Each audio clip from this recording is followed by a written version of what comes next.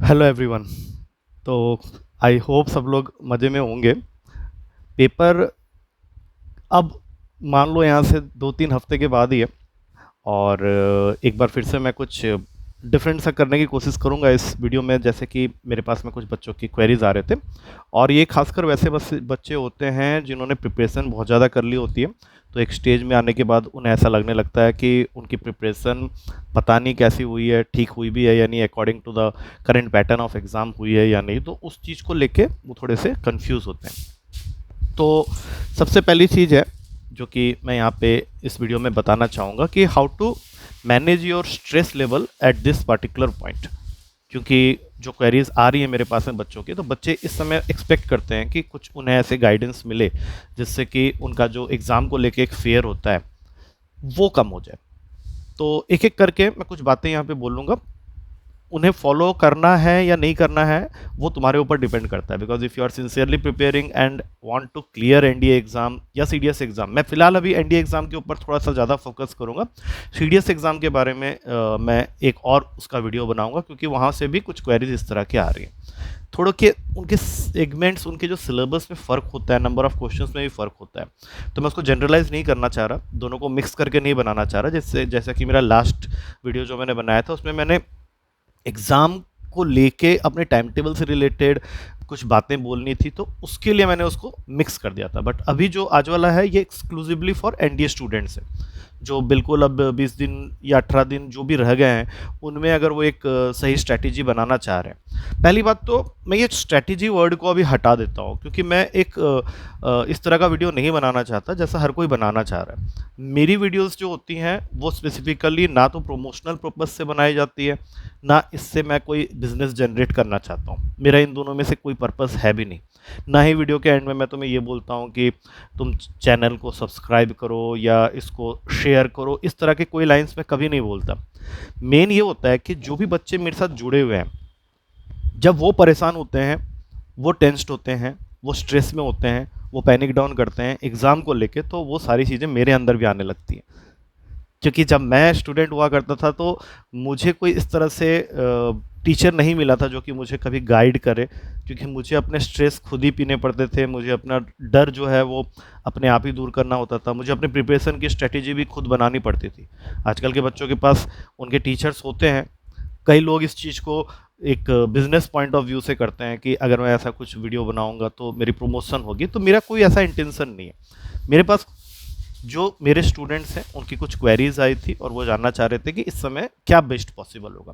तो सबसे पहले देख लो, एनडीए के जितने भी बच्चे हैं बड़े ध्यान से देखना इस वीडियो को, और लास्ट तक देखना और ध्यान से सुनना जिसमें जो भी बातें मैं कह रहा हूँ। क्योंकि इन वीडियोस को मुझे प्रिपेयर करने की ज़रूरत नहीं होती, जो भी निकलता है वो दिल से निकल जाता है मेरे अपने आप ही। क्योंकि मैं अपने आप को एक स्टूडेंट की तरह रख के सोचता हूँ कि अगर मुझे ऐसे पोजीशन में प्रिपरेशन करना हो और 15-20 दिन मेरे पास में बाकी रह गया हो और मुझे भी डर लग रहा हो, तो मैं अपने साथ क्या करूँगा, मैं उस मोटिव से बनाता हूँ। मैं ये मान के नहीं बना रहा इस वीडियो को कि मुझे सब कुछ मालूम है। व्हाट माई स्ट्रेटेजी इज, मेरे अकॉर्डिंग जो प्लान ऑफ एक्शन होना चाहिए, अगर मैं अपने आप को एक स्टूडेंट की तरह कंसिडर कर लूँ, मैं अपने 18 साल की एज में चले जाऊँ और फिर मैं सोचूं कि एनडीए का पेपर मुझे देना है, तो मैं क्या करूँगा। सबसे पहली चीज़ है, मैं बहुत हाईली मोटिवेटेड रहता हूँ। जब मुझे कोई काम दिया जाता है और वो काम मेरे मतलब का होता है तो मैं बहुत ही हाईली मोटिवेटेड रहता हूँ। मेरा मेन एम होता है कि इस काम को मुझे ख़त्म करना है, और मुझे ये डेडिकेशन लेवल मुझे मेरे हर स्टूडेंट के अंदर में चाहिए कि अगर तुमने अपना गोल बना लिया है एनडीए के अंदर एंट्री करना, तो मुझे नहीं लगता कि कोई तुम्हारे लिए प्लानिंग करके तुम्हें ये बताए कि कैसे जाना है। बट उसके बावजूद भी अगर तुम्हें लगता है कि तुम्हारे प्रिपरेशन में कुछ लूपहोल्स हैं या और क्या कर सकते हैं जिससे कि ये बेटर हो जाए, या लास्ट 15-20 डेज में ऐसा क्या करें जिससे कि चीज़ें और भी अच्छी तरीके से हम अटेम्प्ट कर सकें और नंबर ऑफ क्वेश्चन हम ज़्यादा अटेम्प्ट कर सकें according to the current pattern of exams question. तो उसके लिए सबसे ज़्यादा ज़रूरी है कि तुम्हारे जो एनडीए मैथ्स सिलेबस है, अगर तुम उसको ध्यान से देखो, क्योंकि ये सिलेबस कई बार कई टीचर्स तुम्हें बता चुके हैं, trigonometry, algebra, coordinate geometry and calculus.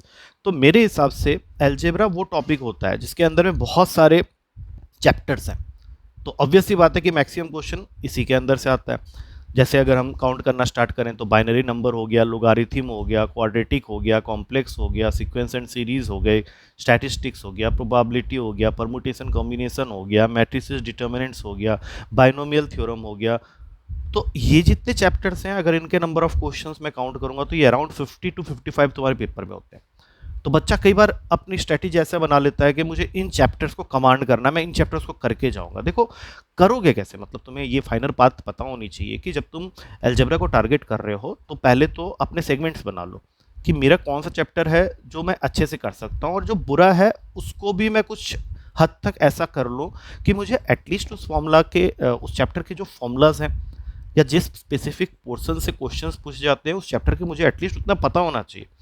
जैसे कुछ बच्चे मेरे पास में वो अपने 2-3 चैप्टर को बहुत फेवरेट बना के बैठे हुए हैं, जैसे क्वाड्रेटिक हो गया, सीक्वेंस एंड सीरीज हो गया, कुछ हद तक स्टैटिस्टिक्स हो गया, तो वो बोलते हैं कि सर इससे तो ज़्यादा क्वेश्चन आते हैं, मैं इन्हीं को प्रिपेयर करके चले जाऊँगा। देखो ये स्ट्रेटेजी लॉन्ग रन में काम नहीं करती है। कुछ लोगों की किस्मत अच्छी हुई होगी, कुछ लोग ऐसे हो सकते हैं, कुछ स्टूडेंट्स तुम्हारे जानकार ऐसे हो सकते हैं जिन्होंने ये स्ट्रेटेजी फॉलो की होगी, सक्सेसफुल हुए होंगे, और उन्हीं की कहानी को लेके तुम बैठे हुए हो। हर बच्चा एक जैसा नहीं होता है। वहाँ पे तुम्हें ये चीज़ समझनी पड़ेगी कि हो सकता है कि जिस समय उन्होंने पेपर दिया हो कुछ लक फैक्टर भी काम कर गया होगा उनके साथ में, और वो क्वेश्चंस क्लिक कर गया होगा इतने थोड़े से चैप्टर करके ही। तुम्हें अपने आप को सबसे पहली चीज़ तो देखो, फॉर्मूला कॉपी अगर तुम लोगों ने बनाई हुई है, और अगर नहीं बनाई हुई है तो जस्ट मेक श्योर कि तुम अपने हर चैप्टर के फॉर्मूलाज को बहुत अच्छे से प्रिपेयर करके जा रहे हो। और तुम अभी बैठ के 2006 से लेके 2025 तक का पेपर तो कर नहीं सकते, या अगर तुम में से कुछ लोगों ने वो कर लिया है तो ऑब्वियस सी बात है कि उसके अंदर में डाउट्स आ रहे होंगे। मैं तुम लोगों को सजेस्ट करूंगा कि जो प्रीवियस 10 पेपर्स हैं उनको एटलीस्ट तुम गो थ्रू कर लो, क्योंकि ये वो पेपर्स हैं जिनमें एनडीए ने अपने करंट पैटर्न में एग्जाम्स के क्वेश्चंस में चेंजेस लाए। उससे पहले जो तुम देखोगे उसमें एक क्वेश्चन को पूछने का उनका एक स्पेसिफिक तरीका होता था। जैसे मैं अगर कुछ चैप्टर्स की बात करूँ, sequence and series, quadratic equation, complex number. Quadratic equation और कॉम्प्लेक्स नंबर के अंदर जो आजकल क्वेश्चंस पूछे जा रहे हैं वो नंबर ऑफ रूट्स को लेके कई बार क्वेश्चन पूछे जाते हैं। स्टेटमेंट क्वेश्चंस पूछे जाने लगे हैं कि वो तुम्हें एक क्वेश्चन दे देता है, उसके नीचे 2 स्टेटमेंट दे सकता है। तो वहाँ पे तुम्हें ये सारी चीज़ें पता होनी चाहिए। क्वेश्चन का भी स्पेसिफिक एरिया होता है, रियल रूट से रिलेटेड क्वेश्चंस पूछे जाते हैं, ओमेगा से रिलेटेड क्वेश्चन पूछे जाते हैं, क्यूब रूट ऑफ यूनिटी। तो ये चीज़ें तुम्हें पता होनी चाहिए। सीक्वेंस एंड सीरीज का एक टिपिकल क्वेश्चन सब होते हैं कि S n sum up to n terms किसी एपी का दे दिया है, एनथ टर्म पूछ रहा है, या sum up to n terms of an AP देख के वो तुम्हें कॉमन डिफरेंस या कोई टर्म निकालने के लिए बोल रहा है। जीपी के जनरल क्वेश्चंस जो तुम्हारे एनसीईआरटी स्पेसिफिक क्वेश्चंस होते हैं वो पूछता है। स्टेटमेंट क्वेश्चन वहाँ पे पूछता है, कुछ वैल्यूज दे देता है ABCR इन समथिंग, और फिर उसके नीचे कुछ क्वेश्चन अटैच करता है कि अब बताओ ये किस में होंगे। तो इन सब के बारे में हमने क्लासरूम में बात की हुई है। जैसे वैल्यू पुटिंग इन क्वेश्चंस में काफ़ी अच्छे से काम करता है। प्रोबेबिलिटी की जहाँ तक बात है, जहाँ से पेपर में 7 से 8 से 10 क्वेश्चन आते हैं, स्टैटिस्टिक्स, इनको बहुत अच्छे से करके जाना है तुम लोग को, क्योंकि ये वो चैप्टर्स हैं जिनके क्वेश्चंस तुम वहाँ पे बना सकते हो। और इनके लिए मैंने ये टॉपिक्स सब तुम्हारे लास्ट में ही करवाए थे। सो जस्ट मेक श्योर कि you are comfortable with these topics. Binomial theorem formula oriented topic है, तो उसमें मैंने तुम लोगों को कुछ 12-13 फॉर्मूलाज दिए थे। सो जस्ट मेक श्योर कि वो तुम्हें पता होने चाहिए। और सबसे मज़े की बात है, जो भी मेरे स्टूडेंट्स हैं, मैं उनको एक चीज़ बहुत अच्छे से क्लियर कर दूं कि जो असाइनमेंट बुकलेट मैंने तुम लोगों को प्रोवाइड किया था उसमें से लास्ट टाइम भी काफ़ी सारे क्वेश्चंस आए थे, एंड उसके जैसे बहुत सारे क्वेश्चंस पेपर में पूछे जाते हैं। तो भले ही तुम अभी कुछ कर रहे हो या नहीं कर रहे हो, just make sure that you are completing that assignment booklet, क्योंकि अगर तुम उसको भी करके चले गए along with formulas and all, तो I am not amassed to see कि तुम जब पेपर देख के आओगे you will be saying me कि सर अराउंड 50 to 60 क्वेश्चन तो मैंने आराम से बना लिए हैं, क्योंकि ये ऑलमोस्ट वैसे ही क्वेश्चन थे जो असाइनमेंट बुकलेट के अंदर है। प्लस आपने जो शॉर्टकट्स और फॉर्मूलाज मुझे लिखवाए थे उससे मुझे काफ़ी बेनिफिट हुआ। तो अभी बजाय डरने के you should break your remaining number of days. जैसे मान लेते हैं 16 दिन है तुम्हारे पास, क्योंकि लास्ट के 2-3 दिन में कोई पढ़ाई करता नहीं है, और अगर करता भी है तो कुछ खास उसमें उसको बेनिफिट नहीं होता है। तो 16 दिन में तुम अपनी 4 सेक्शंस को 4-4 दिन के अंदर ब्रेक कर लो। और इन 4 दिनों के अंदर, जैसे मान लो आज तुमने डिसाइड किया कि मुझे ट्रिग्नोमेट्री करना है, तो अगले 4 दिन तक कोई और टॉपिक मत पकड़ो। अभी पूरी ट्रिग्नोमेट्री के अंदर में जो 4 चैप्टर्स हैं, जैसे हो गया basic ratios and identities, properties of triangles, inverse trigonometric function and height and distance.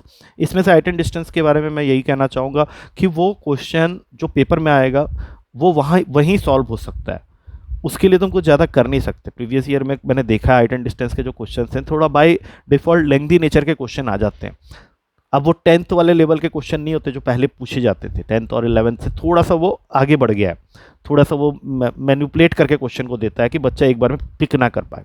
तो उस चैप्टर को छोड़ के बेसिक रेशियोज एंड आइडेंटिटीज, जहाँ से कम 7 से 8 क्वेश्चन हर बार पूछे जाते हैं, उसको अच्छे से करो। उसके लिए मैंने तुम लोगों को काफ़ी सारे शॉर्टकट्स लिखवाए थे क्लास में। सो जस्ट मेक श्योर कि you are good with your formula part, क्योंकि मैं चाहता हूँ कि मेरा हर एक बच्चा ट्रिग्नोमेट्री में बहुत स्ट्रांग रहे। कई बच्चे कहते हैं कि सर ट्रिग्नोमेट्री में नहीं आता। अरे भाई, तुम्हें ट्रिग्नोमेट्री नहीं आता है तो तुम्हारे बाकी टॉपिक्स जो है वो तो सारे के सारे इंटर रिलेटेड है ट्रिग्नोमेट्री से।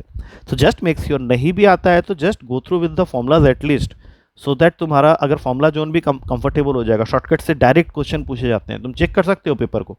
मैंने जो जो शॉर्टकट्स तुम लोग को लिखवाए हुए हैं उनसे डायरेक्ट क्वेश्चन पेपर में पूछे गए। बस तुम्हें वहाँ पे आइडेंटिफाई करना होगा कि ये उस शॉर्टकट का क्वेश्चन है।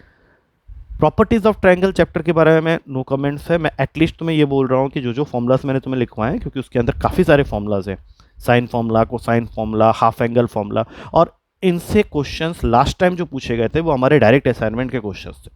तो मैं बार बार ये बात कह रहा हूँ कि अगर तुम किसी चैप्टर को because of the number of formulas you are thinking कि मैं इसको लीव करके चले जाता हूँ, इस चैप्टर से तो 2-3 ही क्वेश्चन आते हैं, तो ऐसी गलती मत करना। एटलीस्ट अगर तुमने मेरे से पढ़ाई की हुई है और असाइनमेंट बुकलेट तुम्हारे पास में है, तो ये जो चैप्टर्स जिन्हें तुम छोड़ने के बारे में बोल रहे हो, उस चैप्टर्स के कम से कम फॉर्मूला और क्वेश्चंस जो बुकलेट के अंदर में, उनको डेफिनेटली करके जाओ। It will definitely give you some benefit और more benefit in your exam. I am 100% sure about that, क्योंकि मैंने लास्ट पेपर देख लिया, उसमें से डायरेक्ट क्वेश्चन आए हुए थे।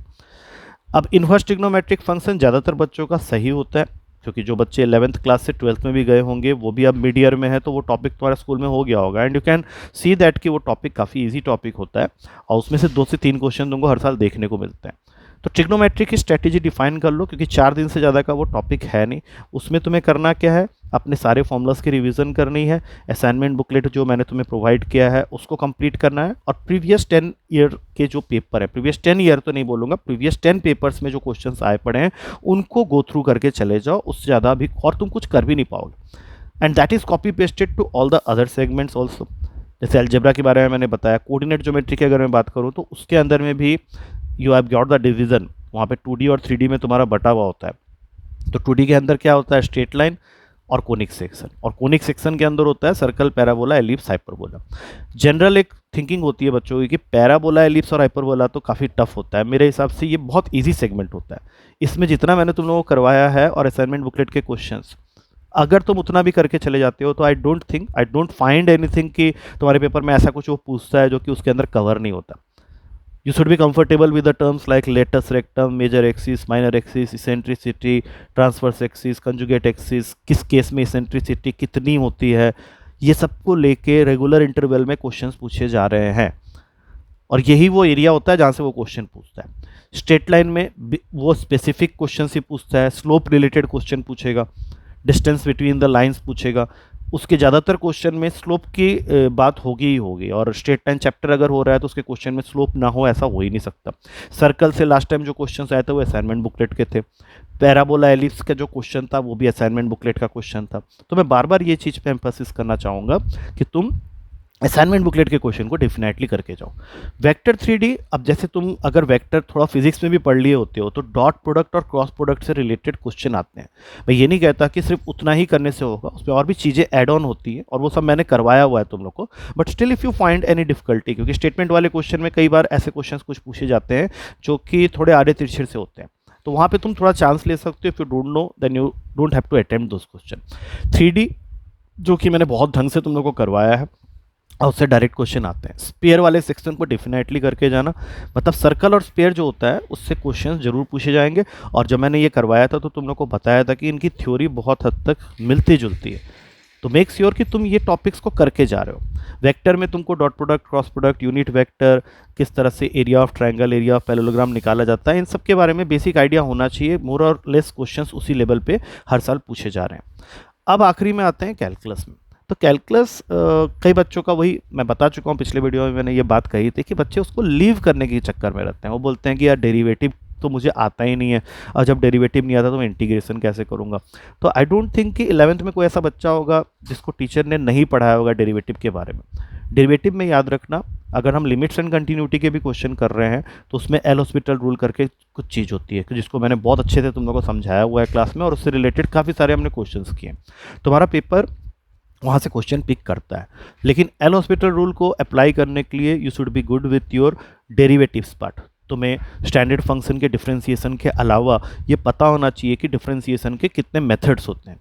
जब मैंने क्लास में ये टॉपिक करवाया था तो मैंने तुम लोगों को सबसे पहले मेथड्स लिखवाए थे और उससे रिलेटेड पहले क्वेश्चंस करवा के तुम्हें वो वाले क्वेश्चंस भी करवाए थे जो कि थोड़ा सा आउट ऑफ द बॉक्स जाके आते हैं, और तुम्हारे पेपर में इन दिनों में ये आउट ऑफ द बॉक्स वाले क्वेश्चंस काफ़ी ज़्यादा पूछे जाते हैं। तो जस्ट मेक श्योर कि तुम आउट ऑफ द बॉक्स के क्वेश्चन को करने से पहले parametric form, logarithmic differentiation, implicit differentiation, successive differentiation, chain rule, product rule, quotient rule, इन सब के बारे में बेसिक आइडिया तुम्हारे पास होना चाहिए। और इन सब के वीडियोस मेरे चैनल में डले हुए हैं, अगर तुम उसको बेसिक से देखना चाहो तो वो लिंक भी तुम मेरे चैनल में जाके देख सकते हो, वहाँ पे ऑलरेडी ये वीडियोस बने हुए हैं। But again I will say कि it's not for promotional purpose. तुम कहीं से भी पढ़ रहे हो, पढ़ो उसको, कोई दिक्कत नहीं है, but if you want to secure, क्योंकि देखो कैलकुलस से 25 क्वेश्चन आने ही आने। अब ये तुम्हारे ऊपर है कि तुम उसको छोड़ रहे हो या क्या कर रहे हो, क्योंकि डेरिवेटिव से जुड़ी हुई बहुत सारी चीज़ें हैं। एक पूरा चैप्टर है एप्लीकेशन ऑफ डेरिवेटिव्स, जिसमें increasing decreasing function, minimum maximum value निकालने वाले क्वेश्चन, उनके बेसिक नेचर जो है, बेसिक टाइप के जो क्वेश्चंस हैं वो असाइनमेंट बुकलेट में अवेलेबल है। अगर तुम उतना भी कर लेते हो तो तुम किसी को ये नहीं कह सकते कि तुमने उस टॉपिक को किया नहीं है, क्योंकि सबसे ज़्यादा ज़रूरी होता है कि at the end of the day you are facing yourself. अब तुम बोलोगे मैं कुछ करूँगा ही नहीं, मैं फॉर्मूला तक भी याद नहीं करूँगा, देन आई डोंट थिंक कि that is a wise decision कि तुम एक टॉपिक को छोड़ने चाह रहे हो और उसको पूरा का पूरा छोड़ दे रहे हो। ये मत करो। Previous 10 papers, assignment booklet, concepts and formulas, ये वो चीज़ें हैं जिन्हें तुम्हें इन लास्ट 15-18 डेज के अंदर में देखना है। और जो बच्चे डर रहे हैं उनको मैं यही बोलूँगा कि अपने डेज को डिवाइड कर लो। तो अपना टारगेट कर लो कि 10 तारीख तक मैं 4-4 दिन के गैप में अपने सारे टॉपिक्स को डिवाइड कर लेता हूँ और उसको कंप्लीट करता हूँ। और इससे ज़्यादा पैनिक डाउन होने की ज़रूरत नहीं है। एक बहुत सच बात मैं तुम लोगों को बता दूँ कि जो भी बच्चे प्रिपरेशन करते हैं उसको, उन सबको इस स्टेज में डर लगना स्वाभाविक है। और ये मत सोचो कि डर लगना बहुत बुरी बात होती है, या तो हमारे प्रिपरेशन में ही कोई लूप होल है तभी तो हमें डर लग रहा है। ऐसा नहीं होता है। हर बच्चा जो इस समय एग्ज़ाम के लिए सिंसियरली या डेडिकेटेडली लग चुका है या लगा हुआ है शुरू से, उनको डर लगेगा ही लगेगा। बहुत लोगों का लास्ट अटेम्प्ट होता है, उन्होंने खूब मेहनत की होती है, तो एक फियर फैक्टर होता है सबके दिमाग में जिसको तुम्हें ओवरकम करना है। Try to say positive things to yourself. जैसे हम कई बार क्या करते हैं, इवन मैं भी ये करता हूँ कि कई बार मैं नेगेटिव चीज़ें सोचने लगता हूँ। और कहा जाता है हिंदी में, एक कहावत है कि जैसा तुम सोचोगे तुम वैसा ही बन जाओगे, या तुम्हारे एक्शंस भी वैसे ही हो जाएंगे। तो सबसे पहली चीज़ है जो कि थोड़ी मुश्किल भी है, मैं आजकल बहुत कोशिश कर रहा हूँ, मैं हमेशा जब भी कुछ नेगेटिव सोचता हूँ या कोई नेगेटिव सेंटेंस अपने आप को बोलता हूँ तो उसके काउंटर में एक पॉजिटिव सेंटेंस भी अपने आप को बोलता हूँ। जैसे मैं बोलता हूँ कि मेरे से ये नहीं हो पाएगा, तो फिर मैं उसका पॉजिटिव होता है, मेरे से ये क्यों नहीं हो पाएगा। तुम्हें भी ऐसे ही चेंज करना है, अपने सेंटेंस को चेंज करो। तुम ये मत बोलो कि मेरे से कैलकुलस नहीं हो पाएगा, तुम अपने आप से पूछो कि मेरे से कैलकुलस क्यों नहीं हो पाएगा। 3 रीज़न बताओ मुझे, क्यों मेरे से क्यों नहीं होगा, कोई चीज़ क्यों नहीं होगी। जब इतने सारे बच्चे कर रहे हैं तो मैं क्यों नहीं कर सकता। और मैं तो ये कहता हूँ कि तुम में से हर वो बच्चा जो मेरे से जुड़ा हुआ है उसने बहुत अच्छे से पढ़ाई की है, एंड बी श्योर कि उसमें कोई कमी नहीं है। बस तुम ये मानने को तैयार नहीं हो, या तुम में से कुछ लोग इस चीज़ को, सबको तो नहीं कहूँगा, कुछ लोग इस बात को मानने को तैयार नहीं, और वो हर बात पे दूसरों से कंपेयर करने लग जाते हैं। वो कहीं जाके कुछ देखते हैं, कुछ फ्रेंडों ने कुछ बोल देते हैं, तो वो उनसे इंस्पायर होके वो मेरी सारी बातें भूल के उनके बातों पे चलने लगते हैं। तो ऐसी गलती तुम्हें नहीं करना है। जितना भी है तुम्हारी मेहनत है, और अभी तुम करोगे, अभी 10-12 दिन 15 दिन 10 तारीख तक तुम्हें मेहनत करनी है और बहुत अच्छे से करनी है। बस अपने कुछ हैबिट्स को चेंज कर लो। एक तो मैंने तुम लोग को टाइम टेबल से रिलेटेड बातें भी बोली थी, and even your food intake is important. इन दिनों में तुम्हें इस चीज़ का ध्यान रखना है। काफ़ी बच्चे because of this rainy season बीमार भी पड़ रहे हैं, तो अपने हेल्थ का भी टेक केयर करना है। अपने को वेल कवर्ड करके रखो, सो दैट ऐसा कुछ मॉस्किटो विस्किटो बाइट से डेंगू वेंगू मलेरिया जैसी चीज़ें ना हो जाए। तो ये सारी चीज़ें हैं। एंड सबसे ज़्यादा ज़रूरी है, कोई भी चीज़ अगर पूरी शिद्दत से चाहोगे तो पूरी कायनात तुम्हें उससे जोड़ने में तुम्हें लगा देगी। तो फिल्मी डायलॉग है, लेकिन ये बहुत काम करता है। मैंने रियल लाइफ एक्सपीरियंस में ये चीज़ देखी है कि ये स्टेटमेंट बहुत काम करता है, एंड आई एम श्योर कि तुम इन बातों को अपने दिमाग में रखोगे। ये वीडियो का मोटिव सिर्फ इतना है कि हर वो बच्चा जो डरा हुआ है कहीं ना कहीं, वो अपने आप को ठीक करे, अपने मेंटल आउटलुक को चेंज करे, क्योंकि everything is there in our mind. ये सब हमारा माइंड गेम ही होता है और उसी के अकॉर्डिंग हम एक्ट कर जाते हैं। तो अपने आप को पॉजिटिवली मोटिवेट करो, और इन दिनों में थोड़ा बहुत अपना फिजिकल वर्कआउट भी करते रहना। ऐसा नहीं कि एक जगह बैठ के पढ़ाई कर रहे हो, ऐसा नहीं होता। एनडीए के लिए इतना ज़रूरी नहीं है कि 15-15, 18-18 घंटे पढ़ रहे हो, ऐसा कोई, मैं नहीं मानता कि ऐसी ज़रूरत होती है एनडीए क्लियर करने के लिए। ठीक है, तो आई होप इस वीडियो से जो बच्चे डरे हुए हैं उनको कुछ फ़ायदा होगा। अगर हुआ तो कमेंट्स करके बताना, नहीं भी करोगे तो ठीक है, लेकिन इस वीडियो को देखना जरूर, पूरा शुरू से लेकर लास्ट तक। इसमें जो भी बातें मैंने बोली हुई हैं related to your how to study and also how to take care of your mind as well as body. ठीक है, और कोई भी क्वेरी होती है तो कमेंट सेक्शन में लिख के बता सकते हो। तुम जैसा बोलोगे मैं उस तरह का कुछ एक वीडियो अपने पर्सनल एक्सपीरियंस से, नॉट फॉर प्रोमोशनल पर्पस, ये मेरा बिल्कुल मोटिव नहीं है, मैं बना दूंगा। एंड क्या पता किस बच्चे को क्या क्लिक कर जाए। मेरे लिए तो ये ज़रूरी है कि हर वो बच्चा जो इसको देख रहा है वो कुछ ना कुछ सीखे और अपने डर से बाहर निकल सके। ठीक है, क्योंकि डर के आगे जीत है। चलो, thank you to all of you.